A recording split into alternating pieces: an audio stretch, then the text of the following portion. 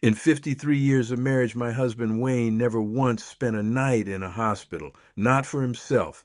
He broke two ribs falling off a hay wagon in 1981, and the doctor in Hyden taped him up and sent him home, and Wayne was back on that hay wagon 3 days later. He cut his hand to the bone on a piece of sheet metal in 1988, deep enough that I could see white, and the wound closed so fast that the nurse who stitched it said she had never seen tissue knit that quickly in her life. He had a heart rate so low that the first electrocardiogram he ever got in 2009 flagged him for a possible condition that required a second opinion. The cardiologist in Lexington looked at his chart, looked at him, walked him on a treadmill for 18 minutes, and told him he had the cardiovascular profile of a competitive endurance athlete. Wayne was 63 years old, and the hardest physical activity he did was walk the ridge above our house most mornings before breakfast. His people are like that, every one of them.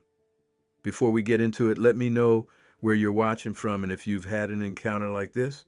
I did not understand it when I married into the Pruitt family in the spring of 1973.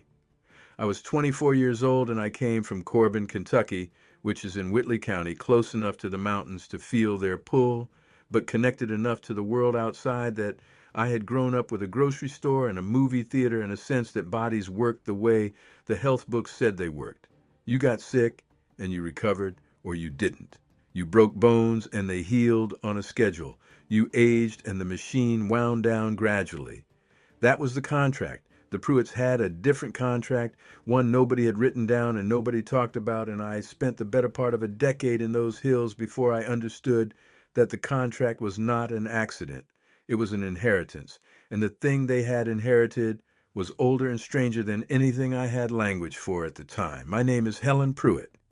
I was born Helen Couch in Corbin in 1948. My father worked at the L&N Railroad switching yard, and my mother kept a kitchen garden in a house that was never as clean as she wanted it to be and was always full of children, 5 of us all together, stair-stepped 2 years apart. I was the middle one. We were not wealthy, but we were fed and shod and put through school. And when I graduated from Corbin High School in 1966, I went to Eastern Kentucky University in Richmond to study nursing. Richmond was 90 miles north of Corbin, far enough to feel like a different country to a girl who had grown up with the mountains as her eastern horizon. The Cumberlands do not travel with you. You leave them and the sky opens up and flattens into an atmosphere always slightly disorienting. And I noticed it every time I drove home for a visit, the way the elevation going south on US 25 rearranged something in my chest before it rearranged the air pressure in my ears. I finished my degree in 1970 and took a position at an ARH hospital in Hazard, about 40 miles up through the mountains from Corbin. Hazard is the seat of Perry County, and in 1970 the coal industry in eastern Kentucky was still running hard, which meant the emergency room at Appalachian Regional Healthcare saw its share of mining injuries, and a new graduate nurse who could hold her composure in a trauma bay was worth keeping around. The year before I met Wayne, I had been in Hazard long enough to know that eastern Kentucky had a different relationship with the body than any place else I had lived. Part of it was the mines.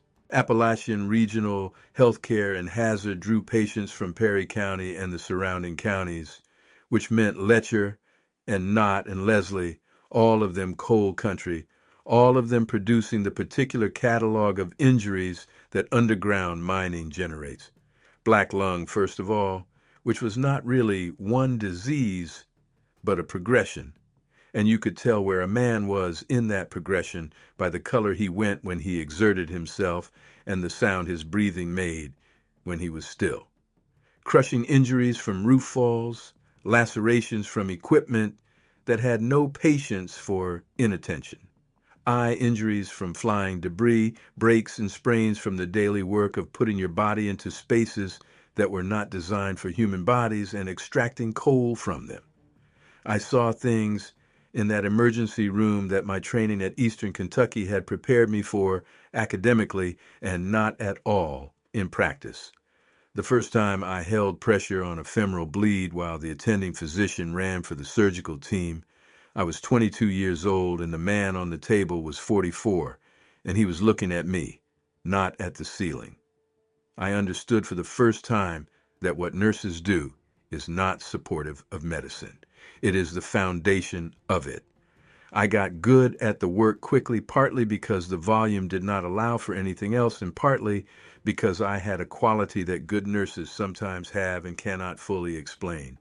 A calm that deepens when the situation calls for it rather than dissolving. My supervisor, a woman named Adele Combs, who had been nursing in Perry County for 20 years, told me during my second month that I had the hands and the head for it. The mountains themselves had a quality I had not anticipated. I had grown up on their edge in Corbin, aware of them, but hazard was inside them, and inside was different. The ridges came down close enough to the town that in certain seasons the sun did not clear them until mid-morning, and in November it was already going dark in the hollows by 4 in the afternoon. The sky was a narrow thing, a blue strip above the ridge line, and at first this made me feel the walls of it. After several months, I stopped feeling the walls. I started feeling the specific quality of light that comes through old-growth timber, green-filtered and particulate, and how the air moved differently in the hollows, cooler and wetter, and carrying the scent of limestone and rhododendron and the particular mineral smell of creek water over shale. I had not expected to fall in love with the landscape. I had not expected much from hazard beyond the credential it would give me. But the mountains did something to me that year I have never fully shaken, a deepening, a settling, as if a part of me that had been slightly out of register clicked into place when I was surrounded by that much elevation. So when Wayne Pruitt walked into my emergency room in July of 1971, I was already a woman who had learned to pay attention to the specific qualities of things, to notice the difference between what was ordinary and what was not, to file anomalies. Quick thing before we get into it. I have a book coming out. It's called the Bigfoot Codex. It's a compilation of all my research and findings. It's kind of my baby. So if you want to check it out, links down below. And let's get you back to the video. I met Wayne Pruitt in July of 1971. He came into the emergency room with his cousin Lonnie, who had caught a finger in a conveyor belt at a strip mine operation up Cutchin Creek Way. The finger was still there, bent the wrong direction, and Lonnie was managing his pain as Pruitt men manage pain, which was to say he was sitting in the waiting room looking mildly inconvenienced while Wayne leaned against the wall beside him reading a Field and Stream magazine. I was doing triage intake at the time. I looked up from my clipboard and there was Wayne Pruitt, 6 feet 2 inches tall and built like he had been assembled for a purpose, with dark hair that was going to gray early and eyes the color of creek water over slate. He looked at me and nodded the nod men in eastern Kentucky use when they want you to know they see you without making any more of it than that. And I went back to my clipboard and tried to remember what question I had been about to ask. We talked that night in the waiting room while I was on my break. He was from up Leslie County, out of a hollow above Cutchin Creek, working construction seasonally and doing a little logging with his father's crew the rest of the time. He was 24, a year older than me, and he had a stillness about him that I was not accustomed to in young men, a kind of settled quality that made him seem older. He did not fidget. He did not try to fill silence with noise. He just sat there in that waiting room with his big hands resting on his knees and answered my questions directly and asked a few of his own. And when they finally called Lonnie back and Wayne stood to go, he paused and said, "I'd like to call on you if that's all right." I told him where I lived in Hazard. He came by that Saturday. We were married 19 months later. He came on Saturdays. That first visit, he arrived at 10:30 in a 1968 Ford F-100 in dark blue that he had bought used. We talked for 2.5 hours, and the nurse I shared the apartment with told me later she had never heard a man say so much with so few words. That was the thing about Wayne. He was not taciturn in the manner of some mountain men where silence was a performance of toughness. He said exactly what he meant, and then he stopped, and the silence that followed was not empty. It had the quality of a well-furnished room where nothing more needs to be added. He knew the mountains in a way that impressed me even then before I understood what lay behind that knowledge. He knew the creek drainages by name, not just the named creeks on the maps, but the unnamed tributaries of the tributaries, the springs and seeps and seasonal runs that only locals knew. He knew which hollows held game in which seasons and why. He talked about these things without showing off, as a person talks about things they have absorbed so completely that they have become ordinary. Over the months, I began to notice the physical details. His hands were large, broader across the palm than any man's hands I had been close to, and he used them with a precision inconsistent with their size. His resting pulse, which I checked one afternoon with the cuff I carried in my bag even off duty, was 44. I checked it 3 times because 44 seemed low for a man his size with no signs of bradycardia. His heart had always run slow, and his father's had too. I noticed that he did not get cold. We walked along the North Fork of the Kentucky River one evening in late October, the temperature down into the low 40s, and I was in a wool coat while Wayne was in a flannel shirt and work vest. When I took his hand, the warmth of his palm was startling against my cold fingers. Not feverish, but a steady, deep warmth that seemed to come from well inside him. He proposed to me on a Sunday in April of 1972. We were on the old road above the North Fork where the redbud was in full color against the gray of the bare hardwoods. "I want to marry you, Helen," he said, "and I'd like to do it this fall, if you're willing." He brought the same directness to this as to everything, as if the question were logistical rather than existential. I told him I was willing. We stood there looking at the 3 hollows below, and then he put his arm around me, and we walked back to the truck. And that was the proposal. The wedding was small. My family drove up from Corbin. Wayne's people came down from the hollow, and the 2 groups regarded each other across the fellowship hall of the Baptist church in Hyden, as populations sometimes do when they are polite but not certain they have anything in common. The Pruitts were not unfriendly. They were just self-contained in a way I had not encountered before. They occupied space differently than other people, even at a wedding, with the cake and the good dresses and the little children running between the folding tables. The Pruitt family seemed to be mostly somewhere else, present in body, but with some portion of their attention directed towards something outside the room. Wayne's mother, Vera, was the one who made me feel welcome. She was a small woman, not even 5'2", and she seemed to have been put together from wire and conviction. She took my hands in hers when we were introduced, and she squeezed them, and she said, "You are good for him." And she said it like a statement of established fact, not a hope. Wayne's father, Clement, was a different matter. He was not cold, but he was careful, and he watched me through the whole reception with eyes that I would come to recognize as the Pruitt family look, measuring and patient and impossible to read. He shook my hand when Wayne introduced us, and his grip was the grip of a man who has spent his life working with his hands, and the warmth of his palm was something I noticed even then. Not feverish, just warm. Warm in a steady, producing way, the way a stone sitting in full sun feels warm, as if the heat were coming from inside rather than absorbed from outside. I stood there in the fellowship hall with my hands still tingling from his father's grip, and I filed that detail away as I always filed details that did not quite fit. Vera Pruitt's kitchen was the center of the family in a way that I came to understand only after I had been in the hollow long enough to map the informal geography of it. The Pruitt houses did not operate individually. Food moved between them, tools moved, children moved. If work needed doing at one house, people from the other houses appeared and did it without being asked.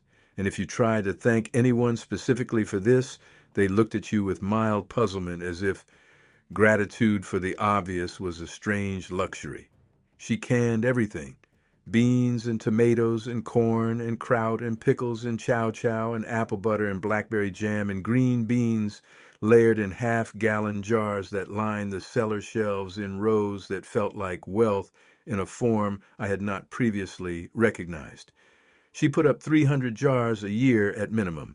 In August, the kitchen ran from 5 in the morning until 9 at night, and whoever was in the hollow on a canning day came to the table. It was also one of the few contexts in which Pruitt women talked at length, because the work was repetitive enough to allow for conversation, and the table held all the news and memory of the hollow. That first Thanksgiving, which was the first I had spent away from Corbin, Vera's table held 11 adults and 4 children. The food represented weeks of preparation. The turkey had been raised in the yard. The sweet potatoes had been cured in the root cellar. The cornbread was made from corn that Wayne and Clement had grown that summer and ground at a grist mill in Wooten, 20 minutes south, where a man named Elbert Pace ran the last operating mill in the county off a water wheel on the Middle Fork. Clement sat at the head of the table and said a grace that was specific to the year and the place and the people, not a generic blessing, but a detailed accounting of particular things. And when he was finished, the table was quiet after something true had been said. The winter of 1973 was hard. The creek iced over in December, and the road to Rupert's cabin was impassable by vehicle from January through March.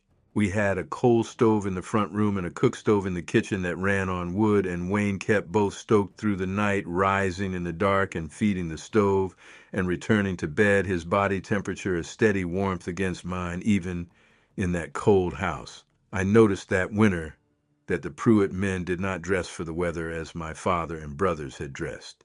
In the hardest part of January, when the temperature dropped below zero for a week, and even the creek froze thick enough that Uncle Cress's youngest grandson walked across on a dare, Clement and Wayne's uncles worked outside in canvas coats and leather gloves, without the insulated coveralls that the other men in the area wore. They simply did not feel the cold at the level that other people felt it, or if they did, their bodies compensated in a way that did not show. I mentioned this to Wayne one evening. He said, "We don't get cold like most people. It's always been that way." He delivered this with the same mild tone he used for all the family facts, and I did not yet have a frame for what that tone was protecting. We moved into a house on the lower end of the Pruitt family hollow the fall after we married.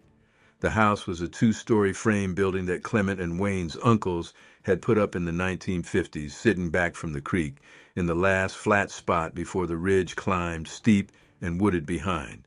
The hollow was called Pruitt Hollow, which was not unusual in Leslie County, where hollows took the name of whoever settled them first, and the Pruitt family had been there since at least the 1880s by Wayne's accounting.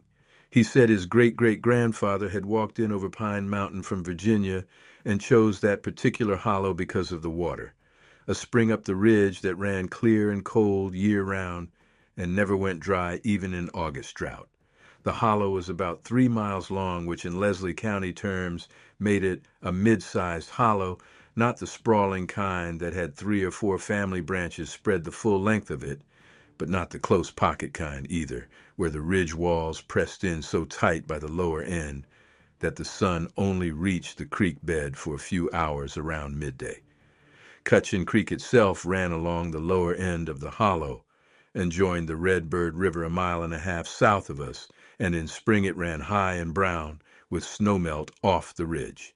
And in August it went clear and shallow enough to see the crayfish on the gravel bottom. At the lower end where we lived, there were 4 other households, Clement and Vera, in the house where Wayne had grown up, 2 of Wayne's uncles and their families, and an older man everyone called Uncle Cress, who was Clement's father's brother, and who was the oldest Pruitt I had ever seen, and who moved through his days with a deliberate economy that suggested his body was calibrated to last.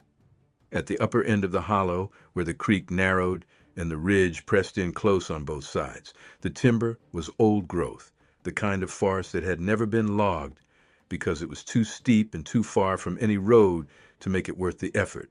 Up there lived Wayne's Uncle Ruford, who had built himself a cabin when he was in his 20s and had not seen reason to come down since, except to buy flour and salt and occasional company. It took me most of that first winter to understand what I was looking at. My first real indication came in February of 1974, 4 months after we moved in. Wayne's younger brother Dolan was working with a logging crew up on a ridge above the hollow, and a cable snapped. He was struck in the left side by a recoiling steel cable under tension, the kind of accident that breaks ribs and punctures lungs and sometimes kills people outright. The crew brought him down on a flatbed and we drove him to ARH Hazard, where I was still working 3 days a week. I knew the trauma team. I watched them assess him. The left side of his torso showed massive bruising that went deep purple within hours, and the initial x-ray showed 2 cracked ribs. Not broken through, cracked. The attending physician told me that given the mechanism of injury, the force that a recoiling steel logging cable carries at that tension, she would have expected at minimum 3 or 4 full fractures and a real possibility of pneumothorax. Dolan had 2 hairline cracks and bruising so extensive it looked like he had been beaten with a post, but the underlying structure had held. She said it twice like she was making sure she was right. She said she would write it up if she were not so backed up with other charts. She did not write it up. Dolan went home 4 days later and was back to work in 2 weeks. I filed it away in the same internal drawer where nurses keep everything that falls outside the textbook. You develop that drawer early in a nursing career because the textbook and the body are not always on speaking terms. A patient recovers faster than the literature says possible, or slower, or in a sequence that does not match the expected progression, and you write it down and you wait to see if a pattern emerges. I had been waiting for 3 months. Dolan's ribs were the first data point I knew was real. I had a nurse's reflex for anomaly, and I filed it in the part of my mind where I kept things I could not explain yet. 3 months later, Wayne's Aunt Nola, married to his Uncle Burl, went through a plate glass window when a door handle let go on a porch screen she was leaning against. The glass lacerated her arm from wrist to elbow. She was in her 60s, a woman who was small and thin, the way hollows thin older women, the skin going papery and the frame staying strong, and the cut should have required serious stitching and possibly a vascular evaluation. Wayne drove her to the clinic in Hyden. The doctor there cleaned the wound and closed it and told Wayne to bring her back in 2 weeks. When she came back in 2 weeks, the scar tissue was already so well organized that the doctor remarked on it. He called it exceptional healing, shook his head, and sent her home. Nola accepted this as the Pruitts accepted everything without visible surprise, as if the speed of her recovery was the most natural thing in the world. Then there was Clement's health history, or more precisely, the absence of one. I had been a nurse long enough to understand that a man in his mid-50s should have had some medical history, a blood pressure issue, a cholesterol concern, some early arthritis from a lifetime of physical labor. Clement Pruitt had none of it. He took no medications. He had not seen a doctor, to Wayne's knowledge, since a mining physical in 1958 that was required by the company he worked for briefly before he went back to logging. He was not anti-medicine. He was just never sick. He ate what he grew and what he hunted and occasionally what he bought at the IGA in Hyden, and his body processed all of it with a quiet efficiency that produced no excess weight, no morning stiffness, no fatigue worth noting, no complaints. He was up before dawn every day. He walked the ridge. He worked. He came home and ate supper and went to bed and got up and did it again.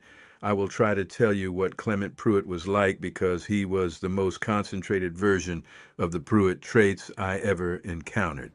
He was 61 years old when I married Wayne, born in 1912, come up in the Depression in a Leslie County hollow with no electricity and no road out, in a family that ate what the land produced or did not eat.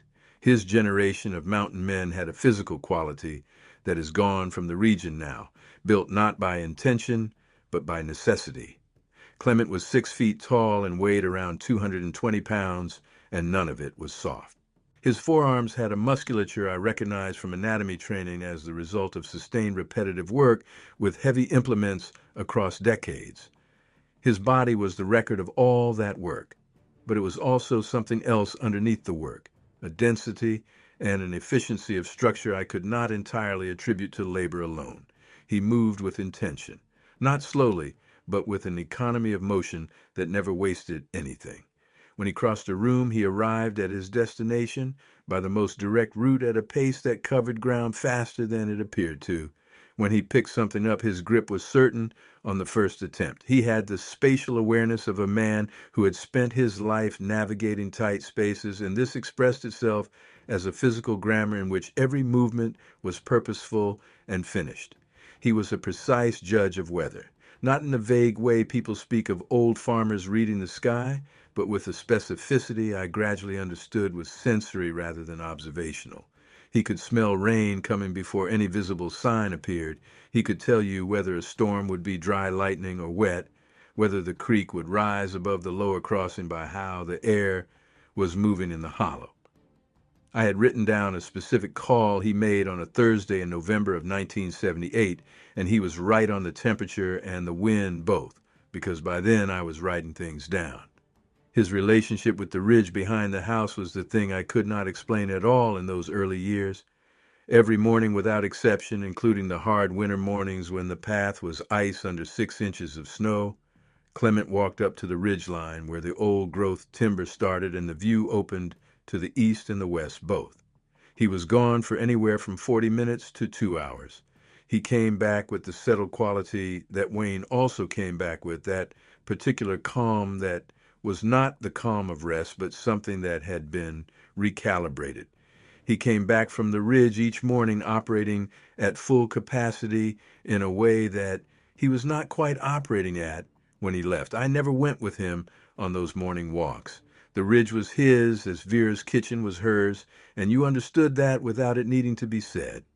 When I remarked on this to Wayne early in our marriage, he looked at me with that level look of his and said, "We don't get sick much." He said it the same way you would say, "We don't get much company up here," or "We don't have cable television," or "We don't go in for big Sunday dinners," as a fact of family life, unremarkable by his reckoning. I asked him why. He was quiet for a while, the way Wayne went quiet when a question required consideration. Then, "The mountains are in us, I think." That is exactly what he said, not as a figure of speech, but as a plain statement of something he believed to be literally true. The mountains are in us. He picked up the book he had been reading, and we did not discuss it further that night. But I kept watching. A nurse watches. It is a professional disposition that does not turn off when you go home. Over the next several years, I built a mental inventory. Wayne had not been to a doctor since we moved to the Hollow. He had developed a deep bruise on his shin from a fence post that would have laid most men up for a week, and it was gone in 4 days. He had gotten a bad case of what should have been influenza during the hard winter of 1977, the one that shut down half of eastern Kentucky with ice on the roads, and he ran a fever for one day, 101.3, and then the fever broke and he was well. His resting body temperature, which I took with the same thermometer I use for our children, consistently read between 99.8 and 101 degrees. I asked him about this. He said he had always run warm, his mother too, his father and uncles. He delivered this with no more interest than he would deliver the fact of eye color, a family characteristic too basic to require examination. Vera Pruitt confirmed it when I asked her during one of the afternoons we spent shelling beans on her porch. All the Pruitt people ran warm, she said, as far back as anyone could remember. Her mother-in-law, Clement's mother, Ida, had been the same, and before Ida, there were the old stories about the first Pruitts who came over Pine Mountain from Virginia. She laughed a little at that, the laugh you give a family peculiarity like big feet or early gray, and said in winter it was a blessing because the children never needed as many blankets as you would think. We had our first child in 1975, a boy we named Ray. He came out 9 pounds, 2 ounces in pink and loud and altogether normal, and his body temperature in the nursery was 99.4, which the pediatric nurse noted and then attributed to the warmth of the room. He was healthy in the Pruitt way from the beginning. He caught fewer colds than his classmates. The one time he broke a bone, his left wrist at age 9, from a fall out of a silver maple in the yard. The orthopedist in Hazard set it and casted it and told me to bring him back in 8 weeks. At 6 weeks, the cast was removed because he had done enough healing that the orthopedist said there was no point in keeping it on any longer. He patted Ray on the head and said he healed like a champ. And I wrote the date in the notebook I had started keeping by that point, the one where I logged dates and details and did not yet know what I was building toward. Ray grew up Pruitt, and you could see it by the time he was 5 years old. He was a large child at the top end of the growth charts, and by second grade the biggest in his class by a margin his teacher mentioned at parent conferences. He was gentle with the smaller children.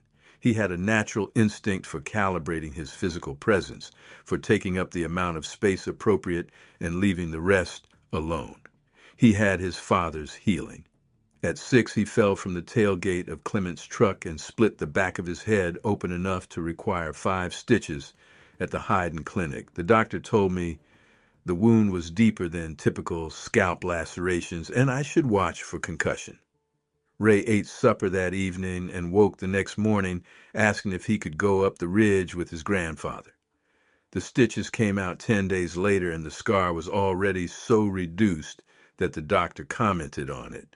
At 8, Ray began walking the ridge with Clement most mornings voluntarily. He asked Clement if he could come, and Clement said yes, and from then on, Ray appeared at his grandfather's door on Saturday and Sunday mornings before most children his age were awake. When I asked Ray what they did up there, he said mostly they listened. I asked what they listened to. He said to what the hollow was doing. The school years were unremarkable in the sense that nothing alarming happened, but I noticed the pattern that would become clearer as he got older. He excelled at anything requiring sustained physical attention and spatial reasoning. He did adequately in subjects that required sitting still in a room processing information from a page. He was not a poor student, but he was not comfortable inside the school building, and this expressed itself as a low, continuous restlessness when the weather was good and a genuine difficulty concentrating when he had been inside for more than a few hours. His teachers attributed this to boys being boys, which was the era's way of explaining any boy who did not take naturally to desks and fluorescent light. He made one close friend in school, a boy named Dale Combs, from the next hollow over, whose mother was Adele Combs, the nursing supervisor who had recognized me in my early months at ARH Hazard. Dale told me once when he was about 15 that Ray was the best person in the woods he had ever known, that Ray moved through the forest in a way that did not disturb it, and that animals behaved differently around him than around other people. I wrote it in the notebook. At 16, Ray got his first job working summers with a fence-building crew out of Hyden. He passed his contractor's exam at 22, and by 25, had his own small crew doing foundation and framing work across the county. Our daughter Pamela came in 1978, and she was the same. Dense and warm and quick to heal, built closer to the Pruitt side than to mine in every observable way. She broke a toe in high school, playing basketball, and the swelling went down so fast that the coach thought she had been wrong about the injury until she had it x-rayed, and the fracture line was clear as day. When I told Wayne about it, he was not surprised. When I told Vera, she nodded and said, yes, Pamela takes after her daddy's people. I want to be careful about how I describe what happened next because I do not want to make it sound like I stumbled into it or was frightened into it. What happened in the fall of 1979 was that Wayne's uncle Ruford came down from the upper hollow for the first time in 3 months and sat at our kitchen table drinking coffee and asked me straight out if I wanted to understand what I had married into. Ruford was Wayne's father's older brother, somewhere in his 60s at the time, and he was the Pruitt who least resembled the rest of them, not in build or coloring. He was as tall and dense as Clement, with the same dark hair going to steel and the same creek-water eyes. What was different about Ruford was that he was willing to say things directly. The other Pruitts tended to circle around large subjects the way a dog circles a fire, close enough for warmth, but careful of the flames. Ruford was willing to sit in the fire. I had visited Ruford's cabin half a dozen times before that October Sunday in 1979. Wayne took me up in the spring of our first year in the hollow, and I went twice more that first year, once with Wayne and once alone when Ruford sent word that his stovepipe fitting had worked loose and he needed a second pair of hands to hold it while he secured it from the roof. These early visits established the basic facts of Ruford's life at the upper end of the hollow, but they did not make him legible to me. He was polite but reserved, and I understood that my relationship with him was on a different schedule than my relationships with the other family members, that Ruford's trust was not something you arrived at by being married to his nephew. It was something you had to earn by your own means over time. The cabin was hand-built, and Ruford had added to it and refined it over the 40 years he had lived there. What had started as a one-room structure with a sleeping loft was now a two-room cabin with a stone chimney and a covered porch along the south side and a small stone spring house set into the hillside behind it. The interior was spare but not uncomfortable. A good wood stove, a narrow iron bed, shelves of books more than I would have expected, paperback westerns, and a complete set of encyclopedia volumes from 1959 worn with reading, a work table for woodwork and leatherwork and tool maintenance, everything placed with the tight economy of a man who lived alone in a small space and had learned where everything needed to be. The smell of the cabin was distinct, a layering of wood smoke and pine pitch and dry earthen stone, and something I could not identify for a long time, and eventually attributed without confidence to the forest itself carried in on Ruford's clothing and skin. He kept a garden on a terrace shelf above the cabin and was almost entirely self-sufficient, buying salt and flour and occasionally coffee from the store in Hyden on his infrequent trips down the hollow. In the years before that October Sunday, I had learned a few things about Ruford from Wayne and from Vera. He had never married, which nobody in the family treated as unusual. He had worked logging crews in his 20s and 30s, going out seasonally and coming back to the hollow at the end of each season, and at some point in his late 30s had stopped going out and stayed. The other Pruitts visited him regularly, taking supplies up and receiving what he had to offer in return, which was venison and fish and wild mushrooms and cured tobacco and a quality of counsel that several family members mentioned without elaborating, the sense that Ruford understood things about the family and his situation that he communicated in indirect ways through observation and small gestures and occasional statements that carried more weight than their surface content. He was in his early 60s when I first met him, and he had the body of a man much younger, lean and capable in the particular way of men who live by physical work, with the added density and warmth that I was beginning to recognize as characteristic of the Pruitt men. On the one occasion when I watched him carry a 60-pound sack of flour up the trail to his cabin, he moved with it as if the weight were part of him rather than an imposition, and he arrived at the top with a breathing rate that I estimated had not risen more than 10 or 15 beats per minute above his resting rate. He had watched me watching them for 6 years, he said. He knew a nurse by how she observed, and he could see I had been adding things up and had not said anything to Wayne about what the total was because I was smart and I knew Wayne would not say more than he had to. He wanted to say it to me plain, and then show me, and then let me decide what I thought. He told me about the old Pruitts, not the ones who had come over Pine Mountain from Virginia in the 1880s, the ones before that, the ones the Virginia Pruitts themselves had come from, which was a different kind of story. He said it as mountain people tell old stories without drama, with the flatness of something they have known so long it no longer requires emphasis. Somewhere back in the family line, a long way back, one of the Pruitt women had taken up with something from the mountains that was not a man exactly, but was close enough to a man that the offspring that came from that union had lived and had children of their own.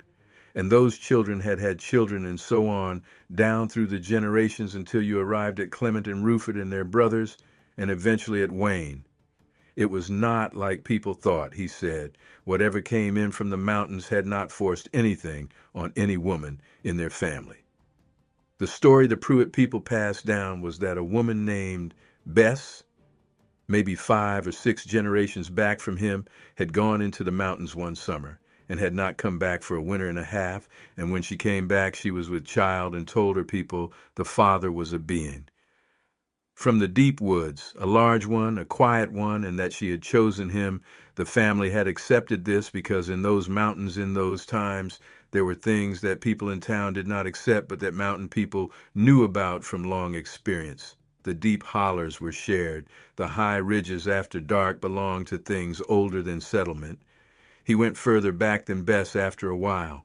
He told me about the Virginia Pruitts who had been in the Clinch Mountain country of Scott County before they came over Pine Mountain into Kentucky. And before Scott County, there was a tradition of some connection to the New River drainage in the mountains of North Carolina, though Ruford was careful to distinguish between what the family had passed down with confidence and what was more uncertain. What he was confident about was the basic shape, that at some point in the first half of the 1800s, a Pruitt woman had carried the inheritance into the family, and from that point, the traits had been present in every generation. The mountain people of that era had a different relationship with what lived in the high places than the people who came afterward, he said. His grandfather, born in the 1870s, had told him that when he was a boy, the old people in the community treated the deep timber as you treat a neighbor's property with respect and a basic acknowledgement of prior claim. They knew the territories, they knew the seasonal patterns, they knew where it was appropriate to go and where it was not, and they observed this not out of fear, but out of the same practical courtesy that governed relations between any two groups sharing a landscape. His grandfather said the trouble started when people from outside came in, loggers and surveyors and miners who did not know the etiquette and did not want to learn it.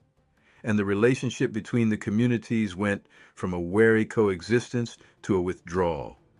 Ruford said the name for what lived in the high timber had changed over the generations. The oldest name his grandfather had used was something in the Shawnee language that translated roughly as the ones who watch from above. The Cherokee people who had been in these mountains before the Shawnee had their own name and their own tradition, and both traditions agreed on the essentials. The beings were intelligent, territorial, but not aggressive unless provoked, with their own social structure and their own purposes in the landscape. The traits that came down through the bloodline were not, as far as the family understood, outside the category of the supernatural. He was particular about that word, which he rejected on the grounds that it was the vocabulary of people who drew sharp lines between the natural and the impossible, and that in his experience, those lines were drawn by people who had not spent enough time in these mountains. What the family understood was that whatever Bess had brought back was a piece of something older and more durable than ordinary human biology, a gift or an accident or a convergence depending on which generation of Pruitt you asked, and that it expressed itself in the ways I had been observing for 6 years, and that these traits were not problems to be solved, but facts to be carried with a certain discretion.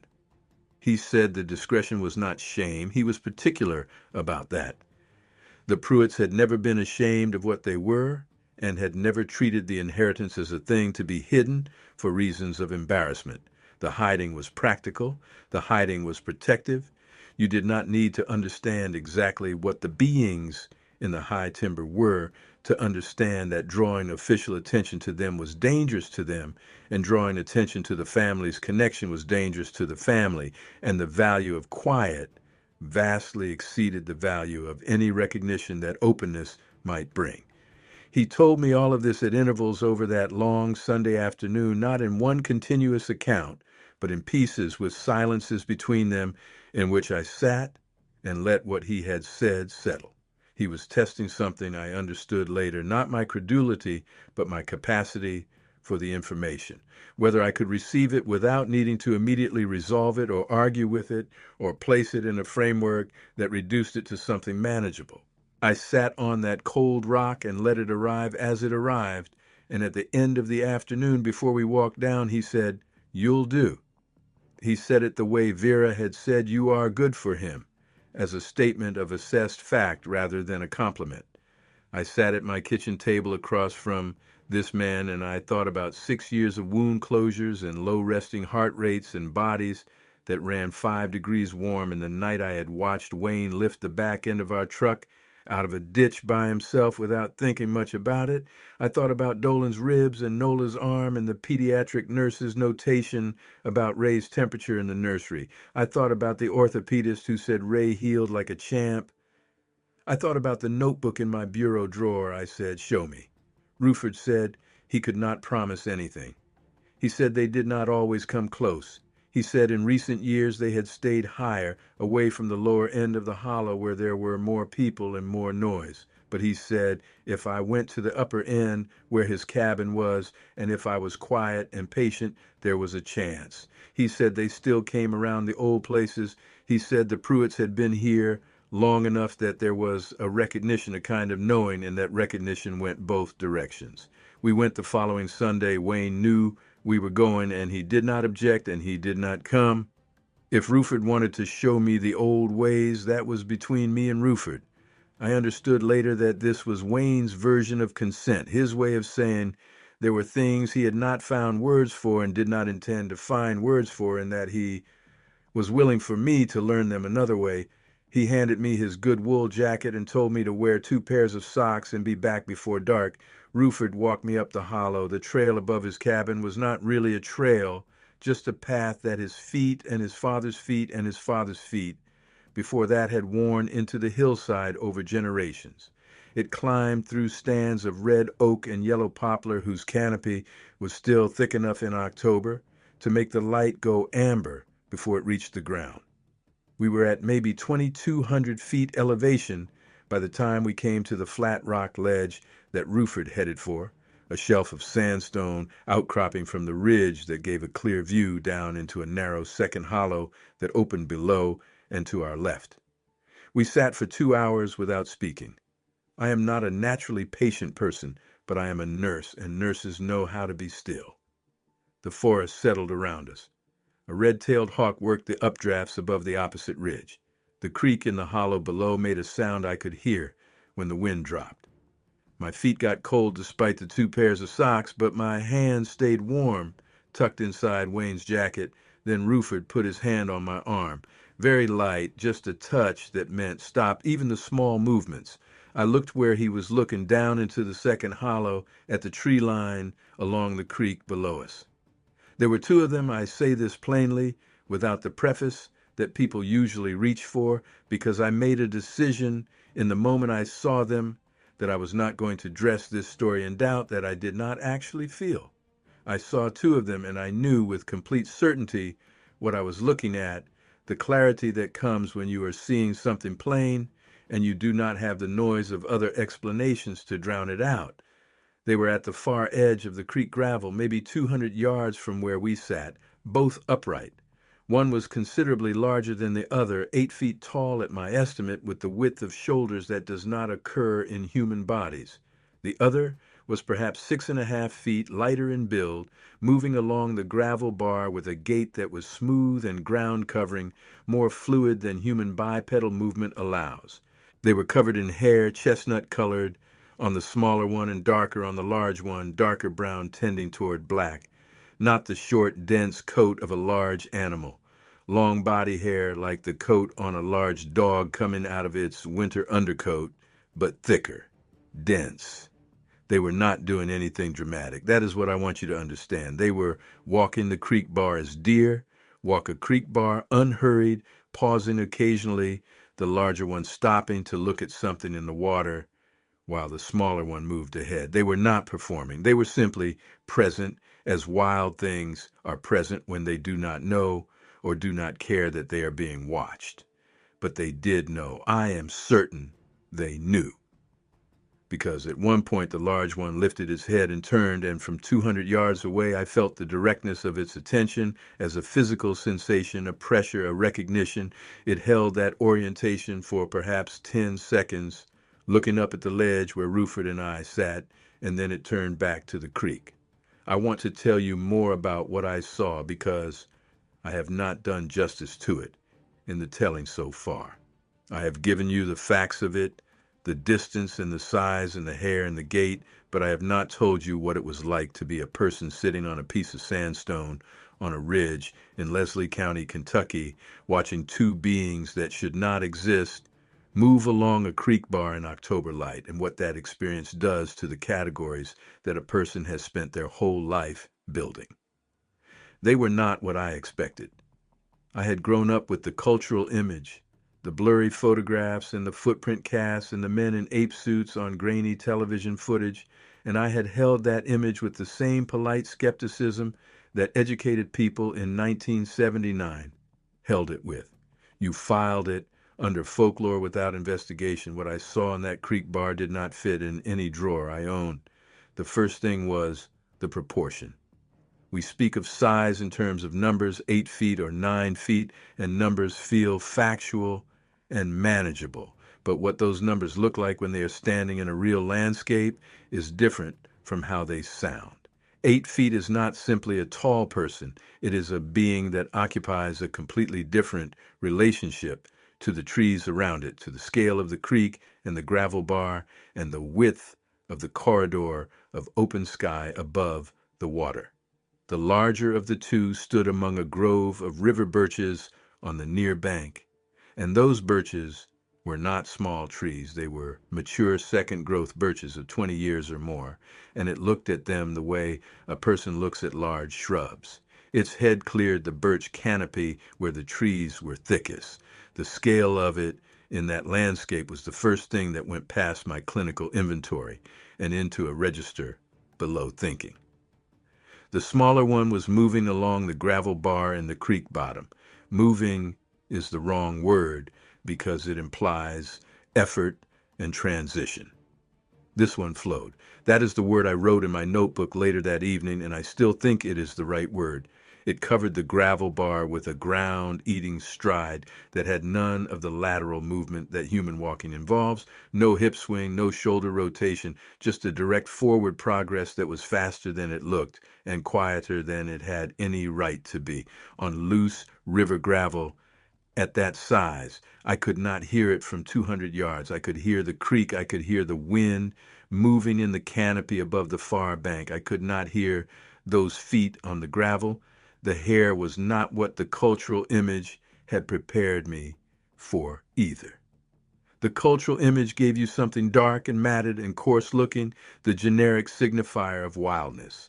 What I saw was healthy and dense and in good condition, the kind of hair that belongs to a well-nourished body.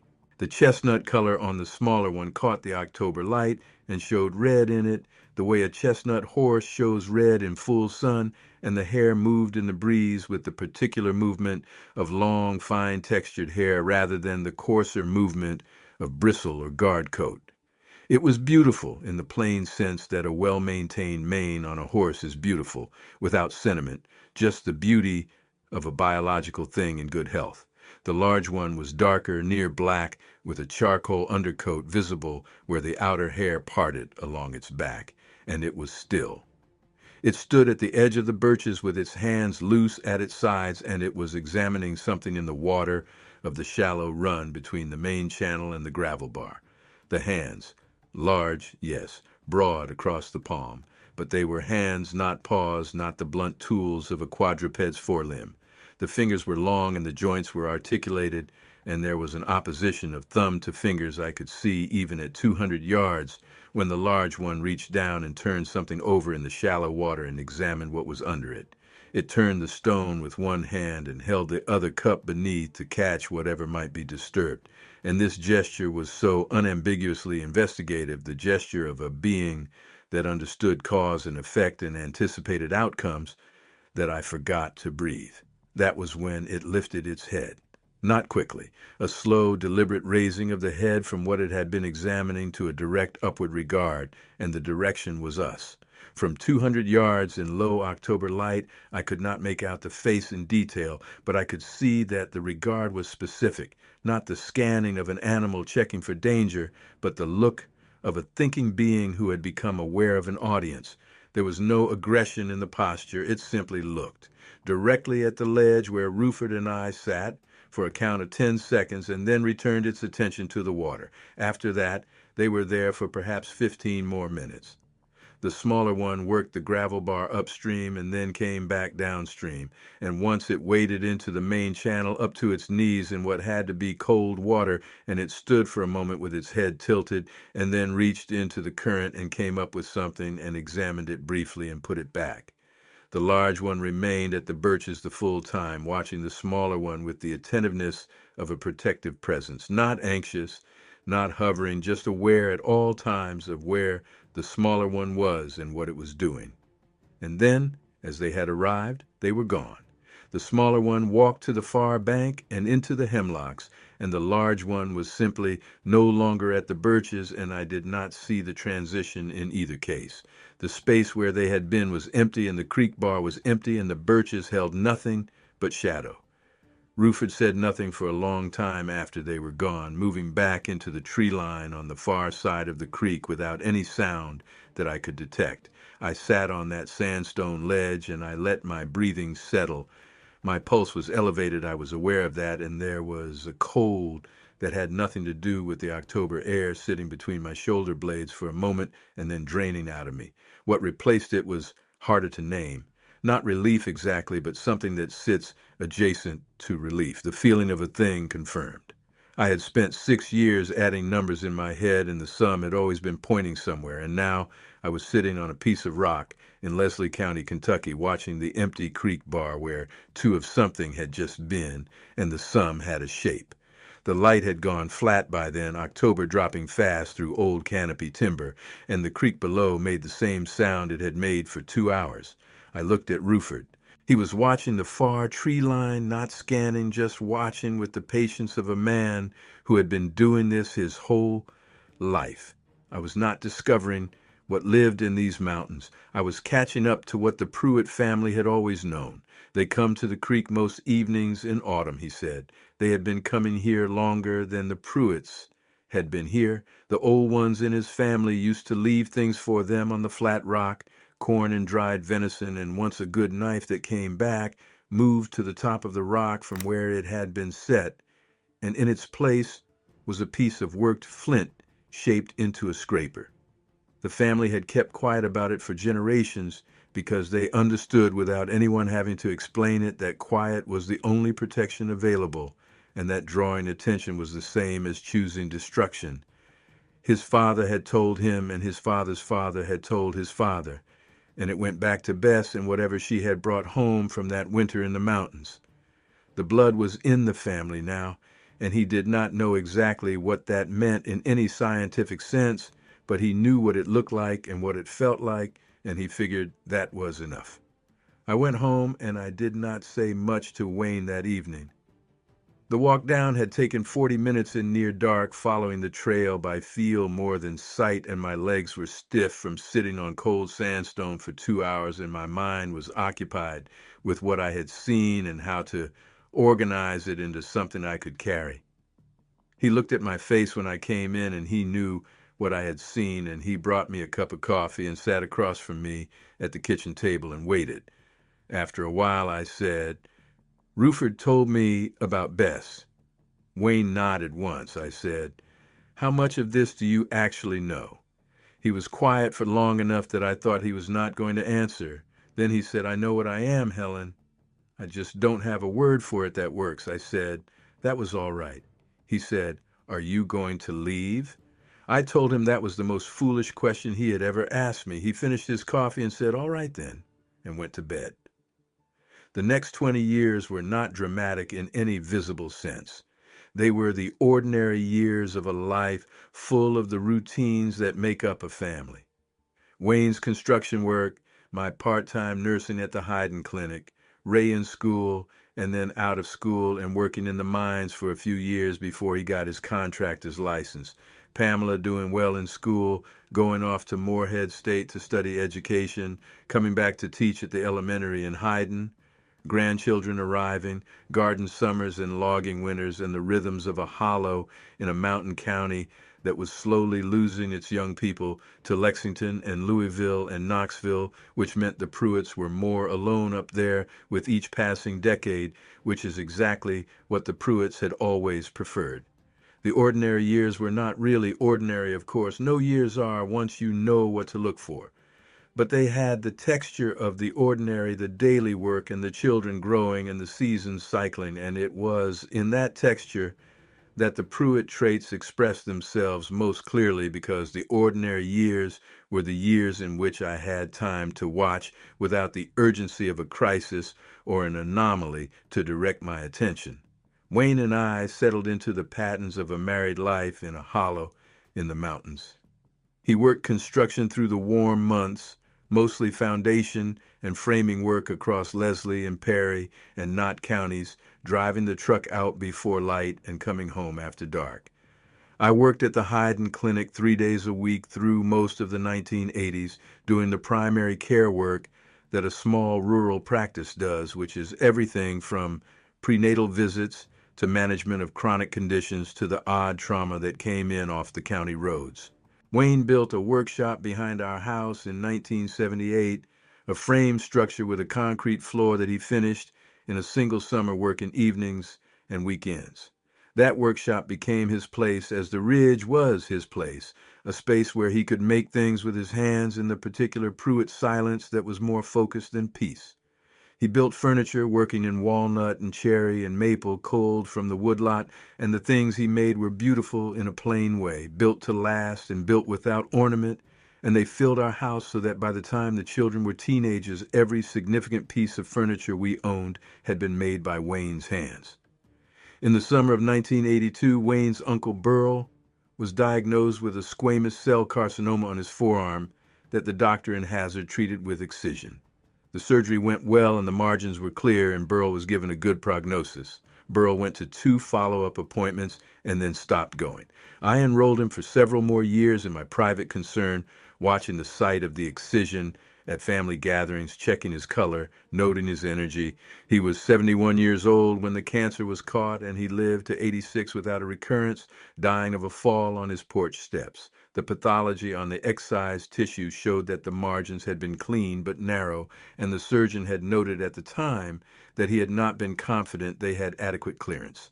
Burl's immune system had apparently managed what the surgery left behind. Wayne's mother Vera turned 80 in 1989, and we made a party of it in Clement's yard on a September Saturday. She received everyone with the same wire and conviction quality she had always had, shaking hands, feeding people, directing the children. Her sister Opal, 2 years younger and long since transplanted to Corbin, sat in a lawn chair most of the afternoon. Vera did not sit down. The 1990s brought changes to the hollow. The coal industry contracted and the young people left, and the road over from Perry County was improved, which reduced the hollow's isolation in a way that could not be fully reversed. Wayne spent more time on the ridge in those years. Ruford came down from the upper hollow less often, and when he came, he was quiet even for Ruford. Wayne's father, Clement, died in 2001 at age 79 of a stroke. No prolonged illness, no slow decline. He went to bed one night, and when Vera went to call him for breakfast, he was gone. His heart had been strong to the last. His lungs had been clear. He was on no medications and had been to see a doctor twice in the preceding decade, once for a required physical when he briefly helped his nephew with a licensed contracting job, and once to have a splinter removed from his eye that he could not manage himself. The splinter was a piece of oak driven in deep, and the ophthalmologist in Hazard told him the eye should have been infected but was not. It had been in there at least 3 days. The year Clement died, I finally started putting names to things I had been observing for almost 3 decades. I was 53 years old, and I had been a nurse for over 30 years, and I had been living in a hollow with a family whose biology operated outside normal parameters, and I sat down with my notebook and I wrote down everything I had documented since 1973. It filled 11 pages, bone healing rates that outpaced documented norms by a factor of 2 or more in 3 separate cases involving Wayne's siblings and cousins, consistent body temperatures running between 99.6 and 101.2 across 6 adult family members I had measured directly, not as a symptom of illness, but as a baseline. Resting heart rates in the mid to low 40s in Wayne and Clement and Wayne's uncle Burl, all of whom had been athletes in no conventional sense, but moved through physical labor with an efficiency that I had spent years attributing to conditioning. The absence of any significant bacterial or viral illness in the family across all the years I had been present. Minor respiratory infections, yes. The occasional stomach upset, the kind of thing that belongs to life in any form. But the influenza that knocked out half the county in January of 1993 and filled the ARH emergency room in Hazard for 3 weeks did not take hold in any Pruitt in the Hollow. Wayne ran a low fever for 18 hours. Vera ran a low fever for 12. The cousins and their children who spent the holidays there were exposed, and none of them progressed past mild symptoms. Against the backdrop of that flu season, which hospitalized people I had known for years, the Hollow might as well have been under a different climate. The 11 pages were not just a list, they were the closest thing I had to a case file, and I organized them the way I would organize clinical documentation chronologically within categories, with dates where I had them and estimated dates where I did not. The first category was injuries and recovery. I had 14 documented incidents across 11 family members over 28 years. In every case, the recovery time was substantially shorter than the clinical norm. Not by a small margin, by a factor ranging between 1.5 and 2.5 times faster than published averages, which I had checked in the nursing reference texts I kept at the clinic, not from memory. The second category was baseline vitals. I had direct measurements on 8 adults. The body temperature range across those 8 was 99.4 to 101.2, with the mean at 100.3. The resting heart rate range was 41 to 52. Blood pressure was consistently low normal across the board, which is what you would expect given the heart rate data. I had no laboratory values because I had not had occasion or justification to draw blood on family members who had no presenting complaints, but I noted in my 11 pages that if I ever had the opportunity, the specific panels I would want to see would be hemoglobin, bone mineral markers, inflammatory markers, and a full metabolic panel. The third category was illness resistance. What I had was a negative pattern across nearly 3 decades. No Pruitt in the Hollow had been hospitalized for illness in that time. 3 cases of what appeared to be influenza, all mild, all resolved in under 48 hours. No pneumonias, no sepsis, no significant infections from wounds that by rights should have infected. Uncle Cress had a puncture wound from a rusted fence staple in the fall of 1981 that should have been a textbook tetanus risk. He had not been vaccinated for anything since the Army in the 1940s. The wound healed without incident. Uncle Cress himself was the fourth category in a sense because Cress was the most extreme example of the Pruitt longevity that I had first-hand access to. He was, by his own accounting and by what the family knew of him, somewhere past 90 when I came into the family. He was not certain of his birth year, which was not unusual for someone born in a mountain hollow in the 1880s before birth registration was reliably maintained. He had a theory it was 1882 based on what his mother had told him about the year the big snow came. He died in the winter of 1993, which put him at a minimum of 111 years old. I say this knowing how it sounds. I also say it knowing what I observed over the 20 years I knew him. He was not bedridden in his final decade. He sat on his porch in good weather and walked to Clement and Vera's house for Sunday dinner until he was past 100 years old by any estimate, and he died in his sleep in February without having been ill in any way that anyone observed. Reading those 11 pages back in the fall of 2001, I understood that what I had documented was not a family with unusual good luck. What I had documented was a population that differed from the standard human clinical baseline in ways consistent across individuals and consistent across generations that had no explanation available within the parameters of ordinary human variation, and that corresponded precisely to what Ruford had told me on that sandstone ledge 22 years earlier. Grip strength, which I had occasion to measure when the clinic got a dynamometer in the late 1980s for rehabilitation assessments. I tested Wayne informally, curious and he obliging. His grip measured at 142 pounds of force in his dominant hand.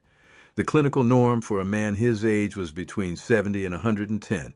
I tested his brother Dolan the same week, 138. I tested their cousin Harley, who was smaller than either of them, 127. I wrote all three numbers down with the date and the pull toward the high timber. I had noticed this in Wayne from the beginning, but had not known what to call it.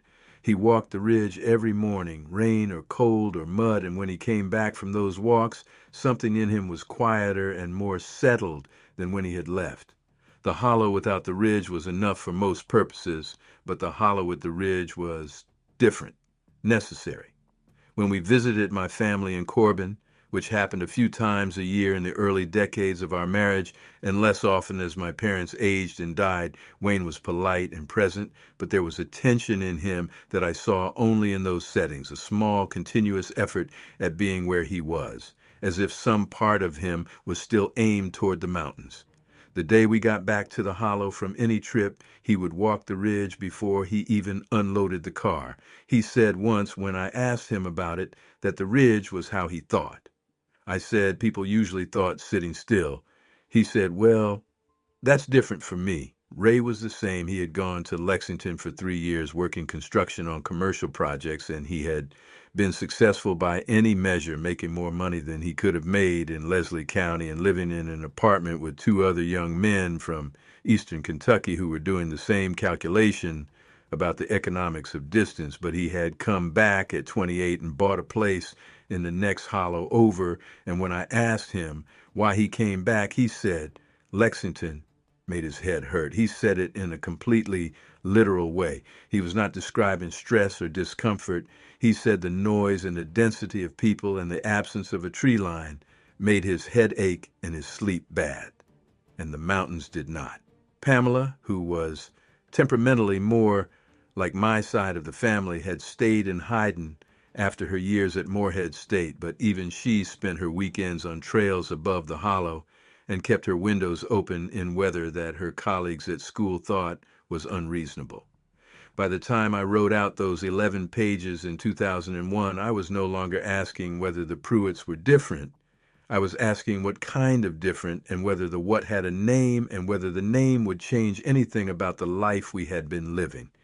The answer to the third question was no, regardless of what the answer to the second question turned out to be. Wayne and I had been married 28 years. We had 2 grown children and 3 grandchildren at that point, with more to come. The hollow was home in the deeper sense, the kind that is not preference but necessity. It was location and family and 40 years of roots, and whatever was in the Pruitt blood was also in my children's blood, which meant whatever it meant for them was already determined, and the only remaining question was whether I would understand it clearly before I died. The understanding came in 2 stages, and the first stage came from a direction I had not anticipated. In 2007, my granddaughter Cassie, Pamela's oldest, was 11 years old and went through a growth spurt that made her pediatrician in Hazard order a full metabolic panel and a bone age study. Cassie had always been big for her age, taken after the Pruitt side in build and bone structure, but she had grown 4 inches in a 7-month period, and the pediatrician, a young woman named Dr. Sharon Bell, who had joined the ARH practice in Hazard 2 years prior, wanted to make sure there was no hormonal anomaly driving the rate of growth. The bone age study was the one that flagged.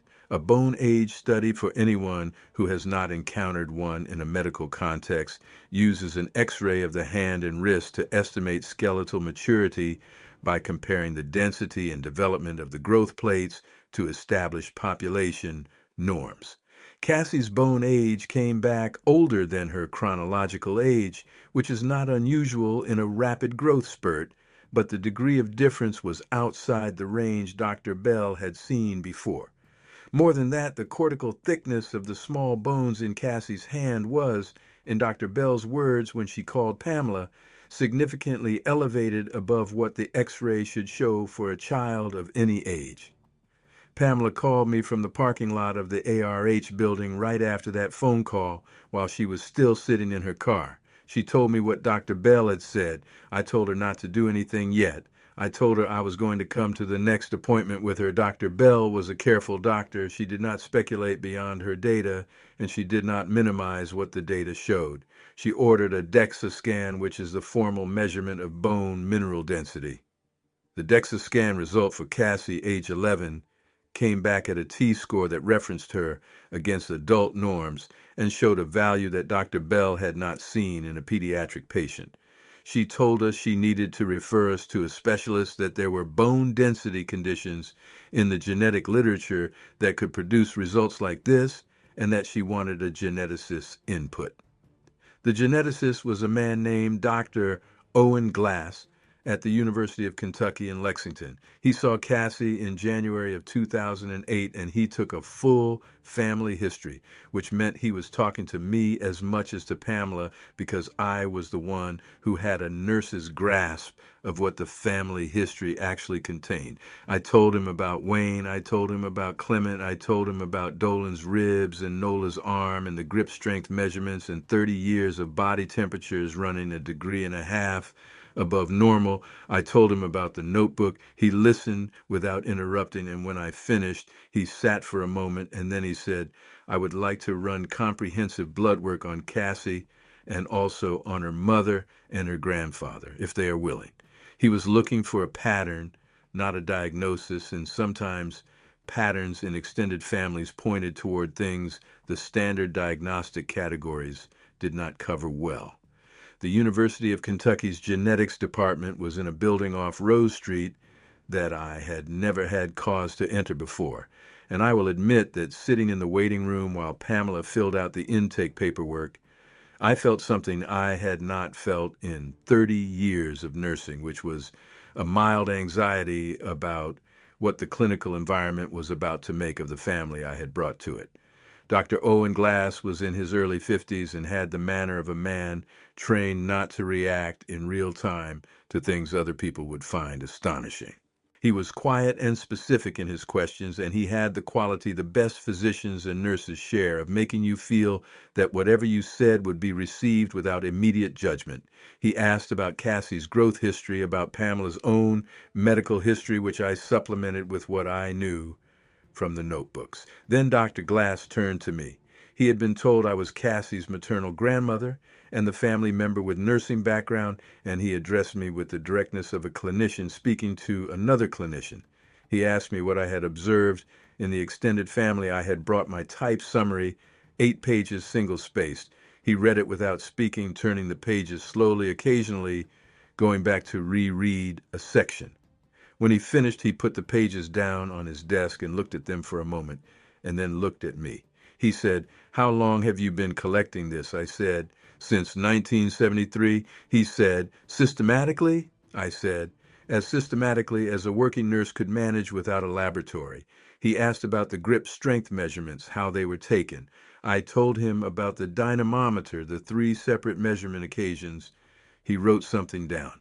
He asked about Ray's 6-week fracture healing, the clinical visit notes I had been able to access through the Hayden Clinic network. He wrote more down. He said, Mrs. Pruitt, I want to be careful with you because you are a healthcare professional, and I respect that, and I do not want to speculate ahead of the data. But what you have described is not consistent with any single genetic condition I am aware of. Bone density disorders produce elevated bone density, but not the constellation of additional traits you are describing. Cardiovascular conditions that produce low resting heart rate do not cluster with elevated baseline temperature. What you have described is not one thing. It is a consistent profile, and consistent profiles that cross multiple physiological systems and appear in multiple generations point toward a common genetic origin. He asked if Wayne would come in.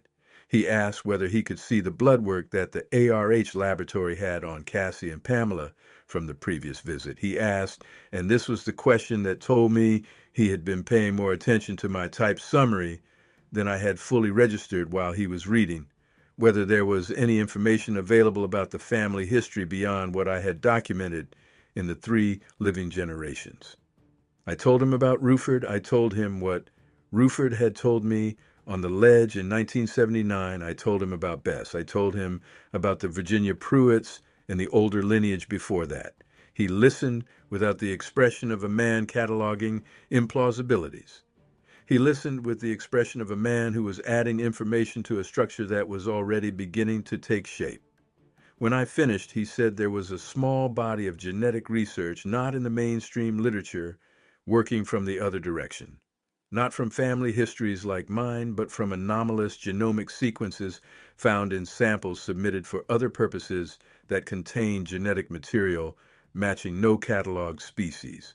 The researchers doing this work were not affiliated with institutions that had a stake in the outcome, and they were being very careful, and they were finding things without a conventional explanation. If the blood work on the family showed what he thought it might show, he would like to connect us with that research, with our permission and Wayne's informed consent.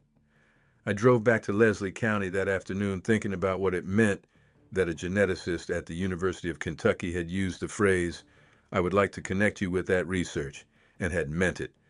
I had been waiting for over 30 years for some external structure to make contact with what I had been observing. I had not expected it to feel so quiet when it finally happened. Just a careful doctor in a quiet office asking the right questions. Wayne agreed to the blood work. He did not ask many questions. He had by this point arrived at a kind of relationship with the fact of what he was that had no more anxiety in it than a man feels about his own eye color.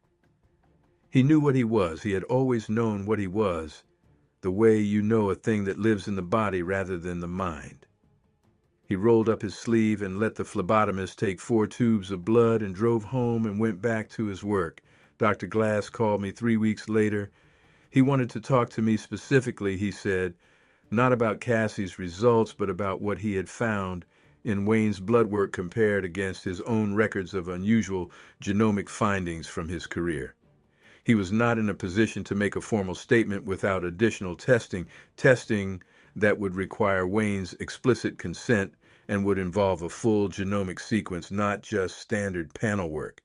What he could tell me, as a matter of plain fact, was that Wayne's blood work contained markers he had seen in only 3 other individuals in his career, all of them from the Appalachian region, and that the pattern of those markers was consistent with a genomic signature that had not been fully characterized in the medical literature, but that appeared in a small body of academic work coming out of researchers at 2 universities, one in the Pacific Northwest and one at a private research institute in California. He said, "Mrs. Pruitt, I don't want to overstate this, but I would like to pursue it. If you and your husband consent, the data from this family could contribute to something significant." Wayne said yes. He said it the same day I told him without much deliberation. When I asked him why he was willing, he said, "Because you have been carrying this for 35 years and you deserve to have something to show for it." He said it looking at me directly, the way Wayne looked at you when he meant something without ornamentation. I said that wasn't the reason to agree to genetic research. He said it was his reason, and that was good enough. The full genomic sequence took 3 months.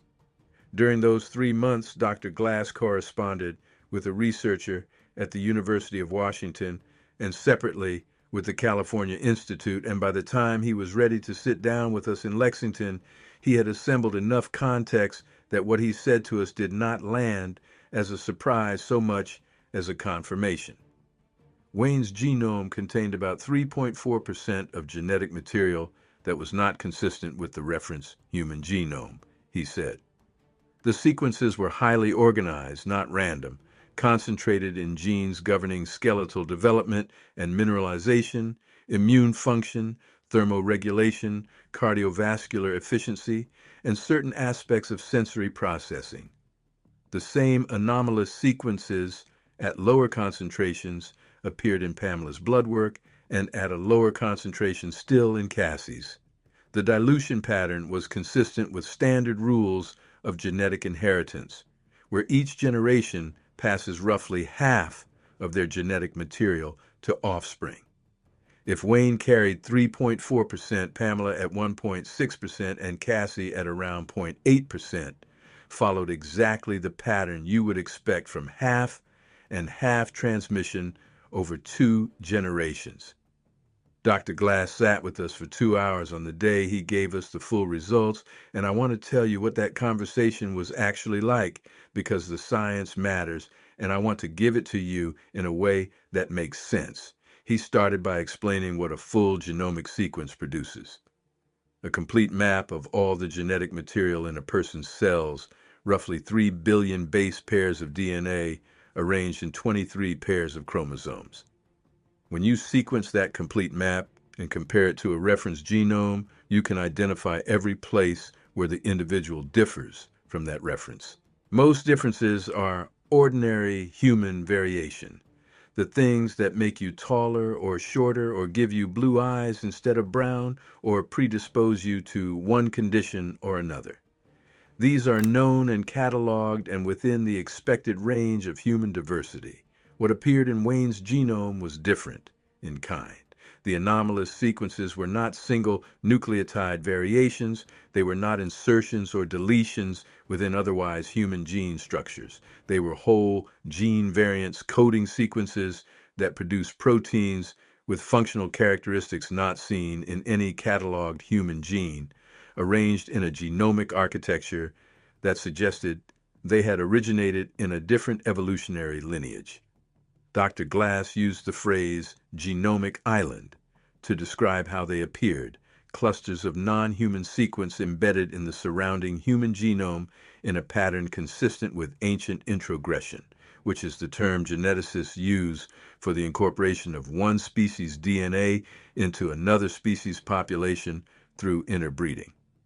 Ancient introgression was not a new concept, he said.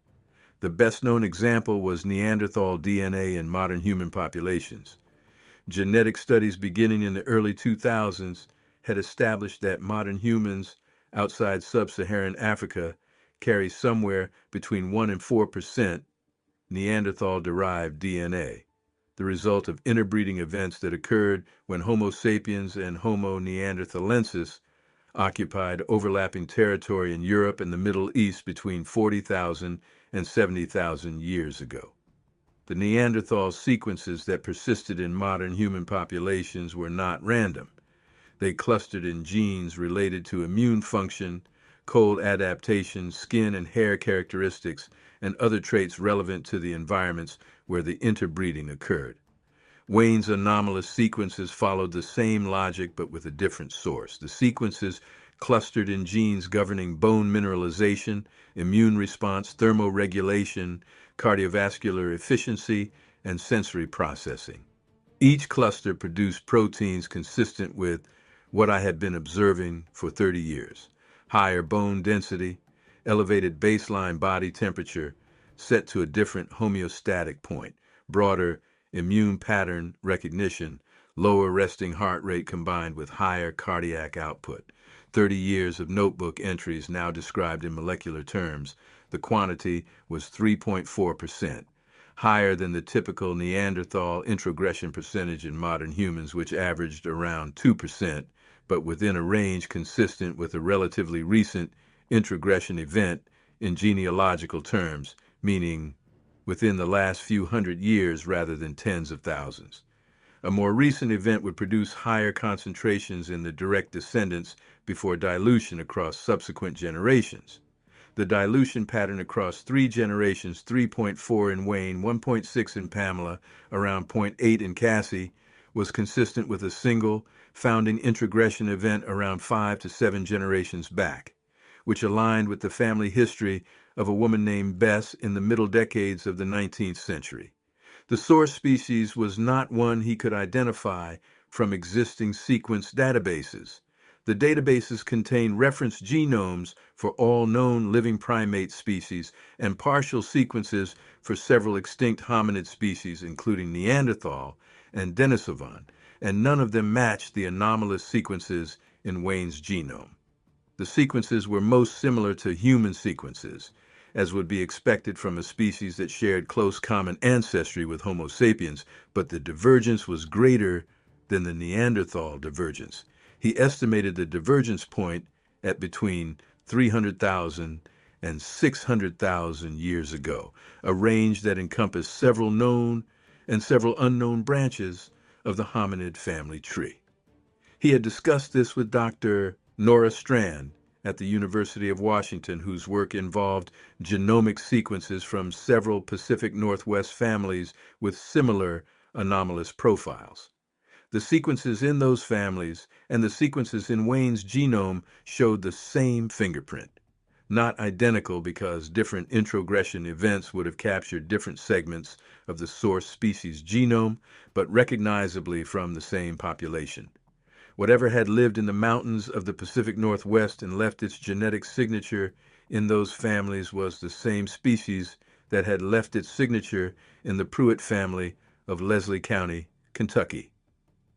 On the drive home through the mountains, the fall color was at its peak, the ridges going orange and gold, and Wayne drove with his usual one-hand ease and did not speak for a long time.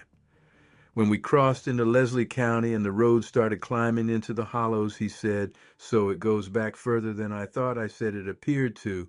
"Yes," he said, "that's a long time to be in these mountains." He looked at the ridge line as we drove under it, the same ridge line he had walked every morning of his adult life, and I thought about what it meant to be a man who had always known in his body what he was and who was only now learning the deep history of it, the fact that the thing he carried in his cells was older than the mountains themselves. He said the non-human sequences matched the genomic signature being studied by the Washington researcher, a signature that appeared in a small number of individuals across the Pacific Northwest and Appalachian regions, all of them presenting similar phenotypic markers: elevated bone density, reduced pathogen susceptibility, elevated baseline body temperature, lower resting cardiovascular rates, and an apparent lean toward habitats characterized by high altitude and dense old-growth forest.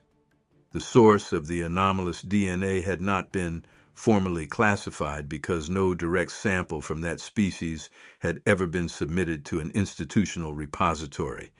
Everything known about it came from hybrid offspring, from people like Wayne and his family, working backward from what the genome contained. In the plainest terms he had for it, Wayne carried a percentage of genetic material from a hominid species closely related to, but distinct from Homo sapiens, one that shared a common ancestor far back in evolutionary history and had diverged onto a separate path at least several 100,000 years ago, and that the two lineages had crossed at some point in Pruitt family history, producing offspring who had passed the anomalous DNA down through the generations until it arrived at the man sitting across from him in that office in Lexington, Kentucky. Wayne was quiet for a moment. Then he said, "So there's a word for it," Dr. Glass said. "There will be, eventually." Wayne nodded and asked if there was anything that needed to be done medically for Cassie or Pamela. Dr. Glass said no. The traits they carried were adaptive, not pathological. Cassie should have a bone density check every few years, not because anything was wrong, but because her skeleton operated differently than a standard clinical framework would predict, and any orthopedic or surgical care she needed should account for that. The elevated body temperature was not a medical concern, but any clinician who took her temperature without context might treat it as a fever. He suggested we inform her regular doctor. We did. I asked Dr. Glass because I had spent 35 years earning the right to ask plainly, "Do you know what the source species is? Do you know what is out there?" He chose his words with the care that careful men bring to difficult ground. The genetic evidence was consistent with an extant hominid population, extant meaning living, not extinct. The geographic range suggested by the distribution of hybrid individuals across the Appalachian and Pacific Northwest mountain systems implied a population that was small, but not limited to a single location. The reproductive viability of the hybrids, meaning the evidence that they had been producing offspring across multiple generations, indicated that the source population was healthy enough to have contributed periodically to the human gene pool over a span of time that the data suggested was at least 200 to 300 years, possibly longer. He said, I am not in a position to tell you what you saw in those mountains in 1979. I was not there. But I can tell you that the genome your husband carries is consistent with exactly the kind of lineage you would expect if what you saw was a related species capable of producing viable offspring with humans. I thanked him. Wayne shook his hand. We drove home through the mountains in the last of the afternoon light, and the ridges on either side of the road were going dark with the pine and spruce that crowded the upper elevations, and Wayne drove with one hand on the wheel the way he always had, easy and certain, and neither of us said much. At some point on the climb into Leslie County, Wayne said, I always knew Ruford understood it better than the rest of us. He paused, and then he said, I wish he was still here. Ruford had died in 2004. He was in his late 80s, and he had lived alone in his cabin at the upper end of the hollow until the previous year, when Clement and Vera's youngest had finally convinced him to come down into the lower hollow for the winter. He died in his sleep in February, in a narrow bed in a room that looked out on the ridge he had walked for 80 years, and Wayne found him in the morning when he came by to check. He was peaceful, and he had not declined visibly in any way that you could point to and say that was the thing that got him. He was simply old, and then he was gone, as the Pruitt people seemed to go when they went. I thought about what Ruford had told me in that kitchen in 1979, the year I asked him to show me, and how he had said the family had kept quiet because they understood that quiet was the only protection available. The same logic had held for generations, all the way back to Bess and whatever she had come home carrying from that winter in the mountains. The quiet had been protection for the Pruitts, but it had also been protection for whatever lived up in those old forests above the hollow, whatever came down to the creek bar in October evenings and walked the gravel without making a sound and held its gaze steady for 10 seconds on two people watching from a sandstone ledge 200 yards away. That protection was still necessary. I believed that then, and I believe it now.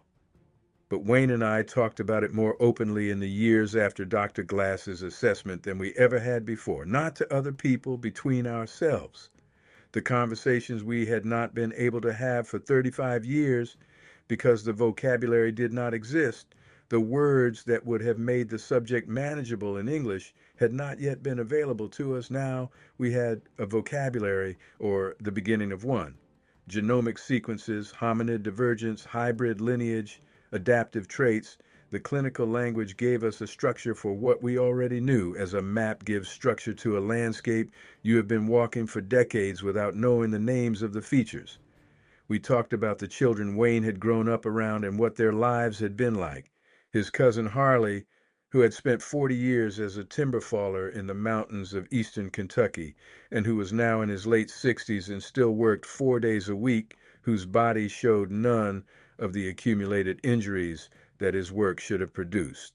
His niece Glenda, Wayne's brother Dolan's oldest daughter, who had given birth at 42 to a healthy child in a delivery that her midwife described as the smoothest she had ever attended, after 3 previous uncomplicated deliveries that had also prompted midwife commentary.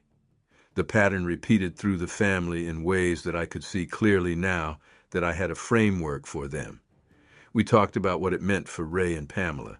Ray had not had the blood work done, though Dr. Glass had extended the offer. He didn't need a doctor to tell him what he already knew about himself, and while I understood his position, I spent several months trying to change his mind before accepting that he was entitled to it. Pamela had done the blood work and received her 1.6% with the same equanimity she brought to most things, asked Dr. Glass some practical questions about Cassie's care, and went back to teaching 3rd grade in Haydn. It explained a few things and did not change anything else, she said, and I thought that was about as sensible a response as a person could have. The conversations Wayne and I had in the months after the Lexington visit were unlike any we had had in our marriage because for the first time we had a shared vocabulary for the thing that had always been present between us but had never been fully speakable.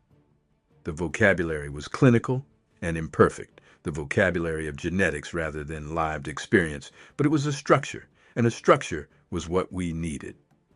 We talked mostly in the evenings after supper, sitting at the kitchen table with the last of the day's coffee.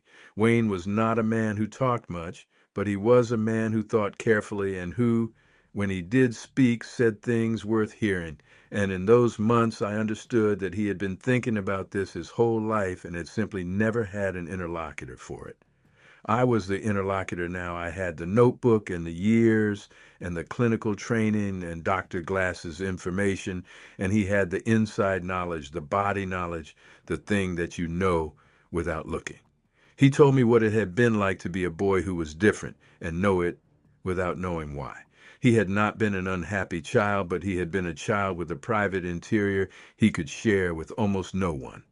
It was untranslatable into the terms other children used, and he knew that.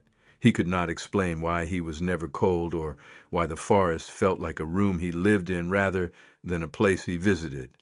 So he kept the knowledge where it lived in his body and carried it quietly as the Pruitts had always carried it. He told me about the ridge, not the fact of it, which I knew, but the interior experience of it. When he was in the old-growth timber at the upper end, there was a quality of presence that he had spent his life trying to find a word for and had never managed. Not the presence of anything specific, not a sighting or a sound, though those happened occasionally, a quality of the place itself, a recognition that ran in both directions between whatever he was and whatever the place was, and that this recognition was what the walk provided. Without it, he was adequate. With it, he was himself. I know that doesn't make sense. I told him it made complete sense. I had watched him come off that ridge for 30 years, and I had seen exactly the difference he was describing. He talked about his father. Clement had understood the inheritance in a way that none of the others except Ruford had fully understood. Clement had told him, when he was old enough to take it seriously, a thing I want to get right because Wayne said it carefully, and it has stayed with me, that what they carried was not a diminishment of what it meant to be human, but an enlargement of it, and that the enlargement came with a responsibility, which was to keep quiet and to keep faith with the thing they were connected to, because it was older and more vulnerable than anything in the human world, and it had extended a kind of trust to the Pruitt family across generations that deserved to be honored. We talked about what we owed Ray and Pamela in terms of information and whether the information would be a gift or a burden, and we concluded that it was both and that they were old enough to manage that. Ray already knew what he was in the way Wayne had always known in his body. Giving him the clinical vocabulary would not change the knowing. It might give him a place to put it outside himself. Pamela was different, more given to reflection and analysis, and for her the information would be more immediately integrative, something she could place in a framework. We knew both of them well enough to know they could carry what they would receive. Wayne said something in one of those late kitchen table conversations that I have turned over in my mind many times since. I used to think the quiet was the hardest part, he said, meaning the keeping of the secret, the carrying of it without external confirmation. But now I think the hardest part is that there's no way to close the gap between what you know and what you can say about it to someone who hasn't lived it. You can have Dr. Glass's numbers and Ruford's stories and 30 years of Helen's notebook, and it still doesn't add up to what it is actually like to be this. He put his hand flat on the kitchen table and looked at it. He put his hand flat on the table and looked at it. It's in here. And you either know what that means or you don't. He was not saying this with frustration. He was just being accurate. He was the most accurately self-knowing person I ever met. And what he was accurate about in that moment was the limit of what accuracy can convey. I told him that I had been on the outside of that limit for 35 years and that I was closer to understanding it than I had been at 24. And that was enough for me. He put his hand over mine and said, that was enough for him, too. In the last years before Wayne died, we walked the ridge together most mornings, which was a new thing between us. I had always been a town person in my instincts, a valley person, and the ridge had been Wayne's territory more than mine through most of our marriage. But after the Lexington visit, after Dr. Glass's words had settled into us, I found that the ridge was different for me than it had been. I cannot explain this precisely, except to say that understanding something changes your relationship to it.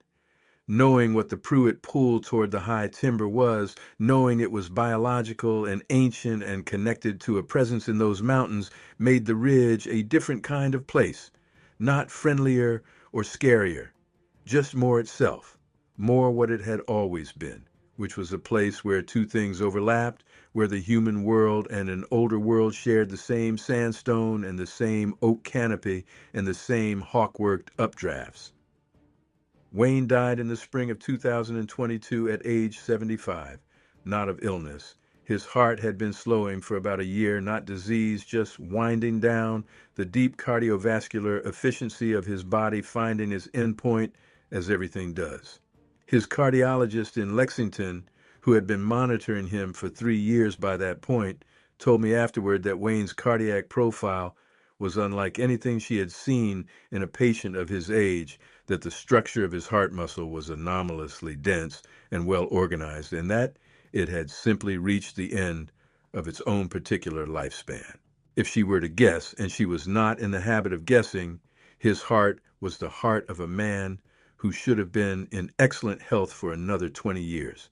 Sometimes the body's own excellence works against it in ways we do not fully understand. She was trying to be kind. I told her I appreciated the thought. We buried him in the hollow on the slope of the ridge above Clement and Vera's house, in the same ground where the Pruitts had been burying their people for 140 years.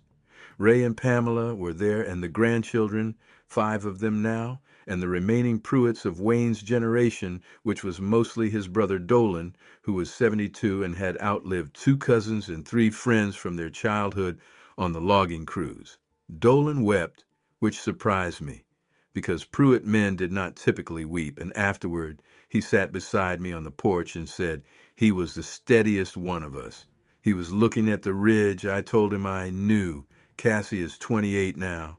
She teaches middle school in Lexington, which Wayne would have found baffling, and which I find slightly baffling myself, given the pull that Pamela and Ray both felt toward the hollow. But Cassie is the generation after that, the one where 0.8% produces someone who leans Pruitt without being fully Pruitt, who can leave the mountains without the daily headache that Ray had in Lexington, who carries the warmth and the density and the resilience, but wears them lightly. She had her bone density checked at 25, and the results were elevated enough that her doctor noted it and asked if there was a family history. Pamela told the doctor yes, there was a family history, and that the family was aware of it, and left it at that. There are 3 more of Pamela's children and 2 of Ray's, all younger than Cassie, all carrying whatever fraction of the Pruitt inheritance their particular combination of chromosomes handed them. I watch them when the family is together. I look for them the way I have always looked, the nurse's reflex that does not go away at 76. The warmth of the smaller ones when they climb into my lap. The way Ray's oldest boy, 14 now and built close to how Wayne was built at that age, heals from the scrapes and knocks of adolescence with a speed that his coaches have commented on. The way Pamela's youngest, who is 8 and temperamentally more like my side, still gravitates toward the edge of the ridge trail when they are all up at the hollow together, still stops and looks at the tree line with the particular focus that I learned to recognize in Wayne decades ago. The hollow is quieter now. Dolan is the senior Pruitt in the family line, and he has one son who works in Hazard and comes up on weekends.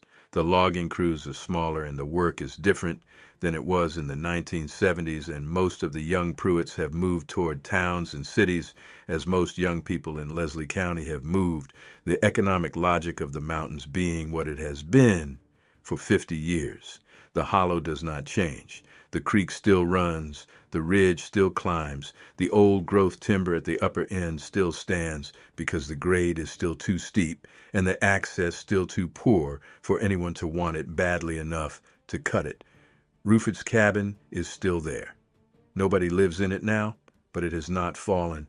The Pruitt men have kept the roof tight and the porch footings sound, and every year or two, one of them goes up and makes whatever small repairs the weather has demanded.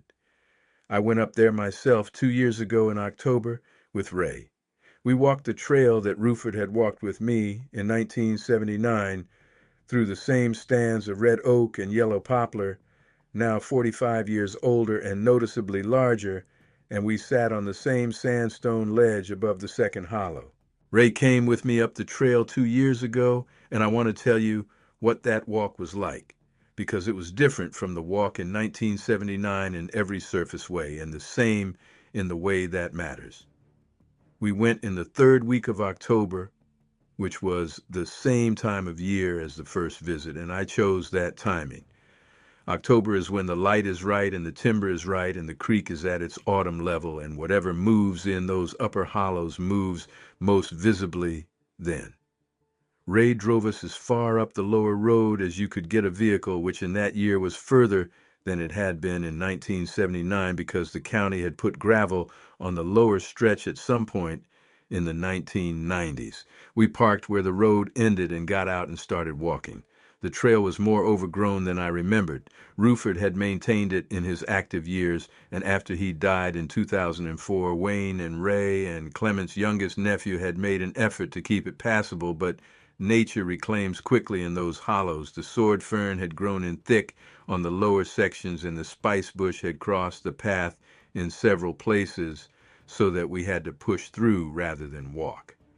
I was wearing good boots and heavy canvas pants and a walking stick that Ray had cut for me from a straight piece of ironwood at the trailhead, and even so, the lower section was working a way it had not been when I was 30 years old. I'm 74 years old now, and the hills know it.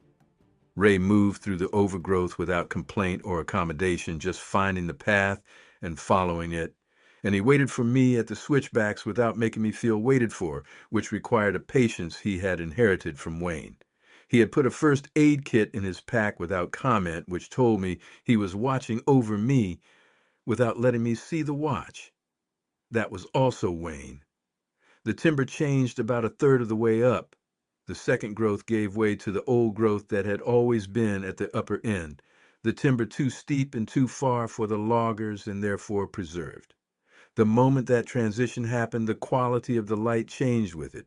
Old growth timber filters light differently than second growth. The canopy is higher and the gaps in it are wider, and the understory is more open, and the result is a light that is both dimmer and more directional, coming in long slanted shafts through openings that are irregular and shifting as the canopy moves in wind. On a still October day, it could almost have been underwater, green and amber and particulate. Rupert's cabin came into view from around the last switchback.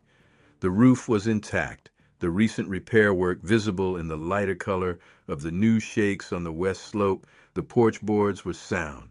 The door was latched with the same iron hook Rupert had used, and when Ray lifted it and swung the door open, the smell that came out was the smell of the cabin preserved in its emptiness. Old wood and old stone and the ghost of wood smoke and the specific dryness of a space that had been sealed and opened periodically for years.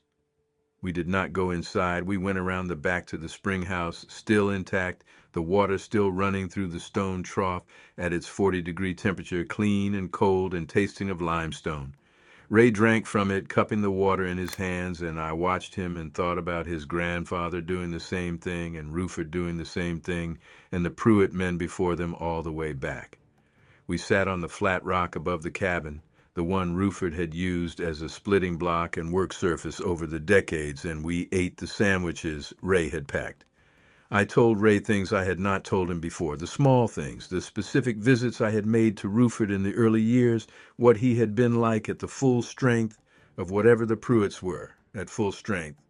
The winter I had snowshoed up the trail to bring him supplies in the hard February of 1978 because Wayne was down with a respiratory illness and Ruford had been at the top of the trail waiting for me, having known I was coming before I came into view or earshot by any means I could account for. I told Ray what Ruford had said in those 2 hours in the cabin that winter, things he had not told me on the sandstone ledge. He said the beings kept their own calendars, not by season or moon, but by some other measure that expressed itself in regular patterns he had observed long enough to recognize. They distinguished individual Pruitts from each other, and Ruford's presence at the timber's edge was received differently than Clement's and differently again from Wayne's. In certain lean years, Ruford had left food at specific locations and found it taken, and in years when his own stores ran thin, he had found things left for him at the same locations. Ray listened to all of this without speaking. When I finished, we sat for a while longer on the flat rock, and then he stood and walked to the edge of the clearing above the cabin where the timber started, and he stood there looking up into the canopy of the old growth for a long time. His back was to me, and I could not see his face, but I could see the posture, the stillness, the quality of attention, and I knew it as I had known it in his father and in Clement and in every Pruitt man I had watched stand at the edge of the timber and turn some part of themselves toward what was inside it. He was not performing. He was doing the thing that was in him to do, aligning himself with whatever the high timber held, in the manner of a being that recognizes its own country. He turned around after a while and came back and picked up the pack and slung it over one shoulder. He looked at me with Wayne's eyes in Wayne's face and said, "I'm glad we came up." I told him so was I. We walked down as the light failed, and I was steadier on the descent than I had been on the climb, or maybe Ray had positioned himself behind me where he could catch me if needed, and I had not noticed. Either way, we made the truck before dark.